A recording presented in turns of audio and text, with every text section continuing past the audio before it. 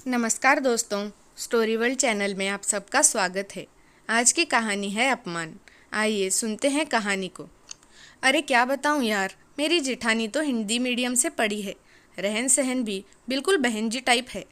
दिन भर घर के काम करके मेरे सास ससुर को मस्का लगाती रहती है और वो भी उन्हीं के गुणगान करते रहते हैं। जब देखो तब हमारी बड़ी बहू निशा साक्षात लक्ष्मी स्वरूप है कहकर सब उनकी तारीफ करते रहते हैं।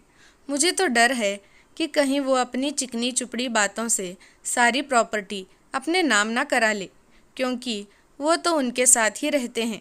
दिव्या ने अपने सहेली से फ़ोन पर बात करते हुए कहा, अच्छा ये क्या बात हुई भला? तू नौकरी करती है, जब भी आती है सबके लिए महंगे तोहफे लेकर आती है। उससे ज़्यादा सुंदर नौकरी करने वाली बहू है, क्या उन्हें ये सब नहीं दिखता? सहेली ने कहा, नहीं यार, ये सब नहीं दिखता उन्हें।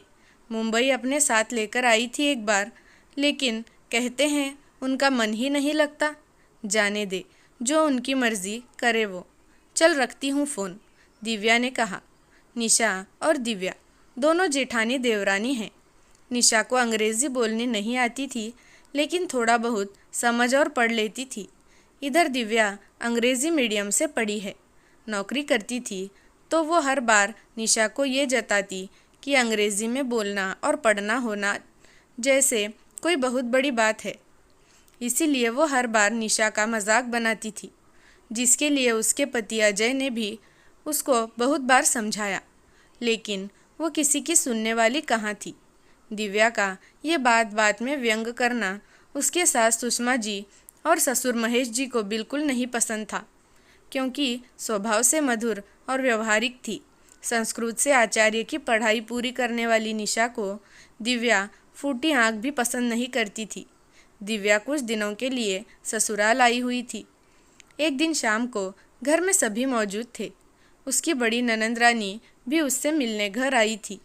तभी दिव्या ने देखा निशा के हाथ में अंग्रेज़ी की किताब है। उसमें सबके सामने निशा के हाथ से किताब लेते हुए कहा, भाभी आपके हाथ में अंग्रेज़ी की किताब? तब निशा ने कहा, हाँ वो सोनू की है, वो कुछ पूछने आई थी मुझसे, उसी को पढ़ाने जा रही थी।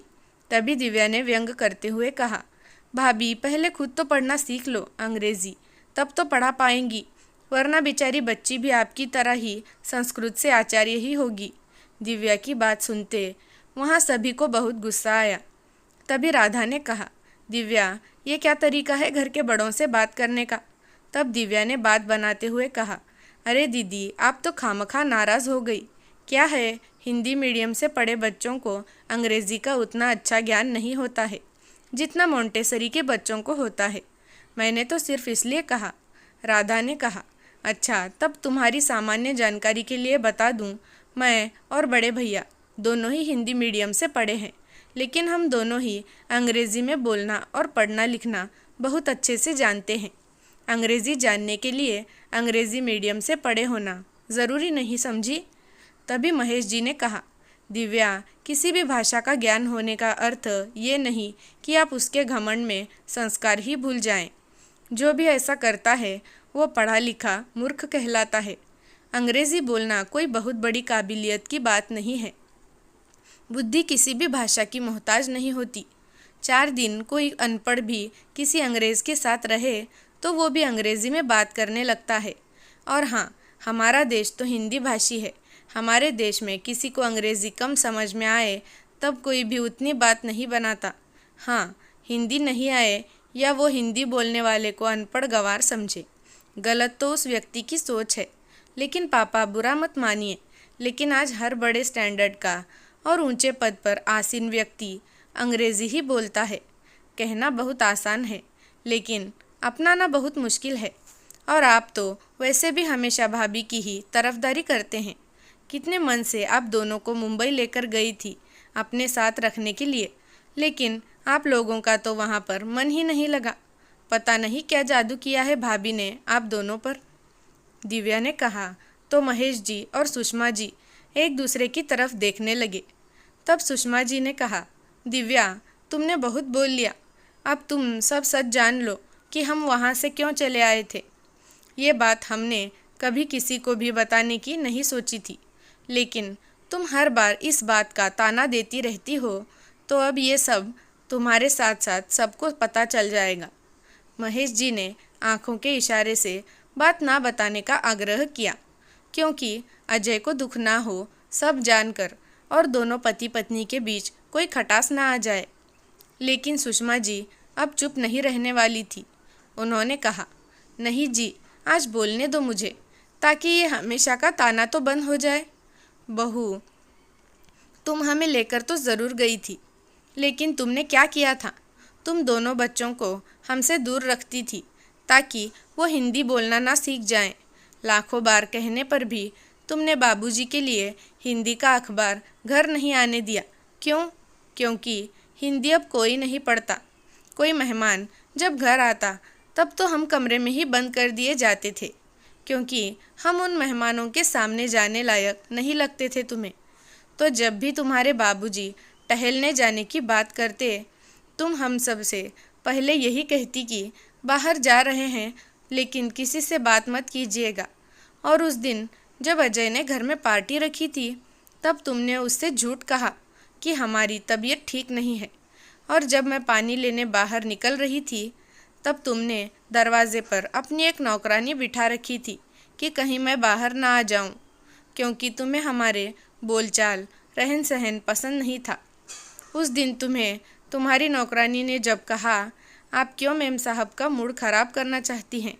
आपके बेटा बहू ने घर से निकाल दिया था, तो साहब और मेम साहब ने आपको शरण दी। आप उन्हीं की इज्जत खराब करना चाहती हैं?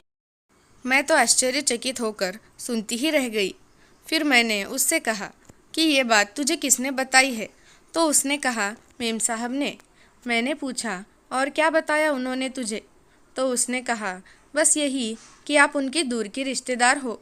साहब आप दोनों को प्यार से माँ बाबूजी कहते हैं। आपको रहने के लिए छत नहीं थी, इसीलिए यहाँ लेकर आए हैं। ये सब सुनकर हम दोनों ने तय किया कि हम अब यहाँ नहीं रुकेंगे और ना ही कभी आएंगे। लेकिन साथ ही जब उन्होंने मुझसे कहा कि ये बात खुद तक ही रखेंगे, वरना भाई बहन के साथ साथ पति पत्नी के भी रिश्ते ना बिखर जाएं, और अगर अजय ने गुस्से में कुछ भी किया तो उसका असर सब पर होगा। इससे अच्छा हम चुप रहकर सब बचाए रखें। और हम 2 दिन बाद अजय से बहाना बनाकर यहाँ आ गए। लेकिन उस समय हमें निशा की अहमियत पता चल गई।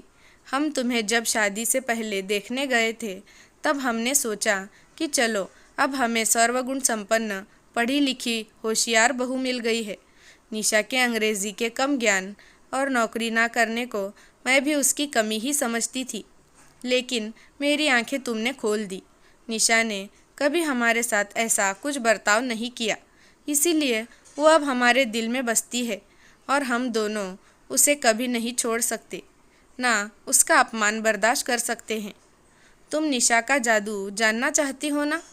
तो हमें उसने अपने प्यार, अपनेपन और सम्मान के जादू से अपना बनाए रखा है।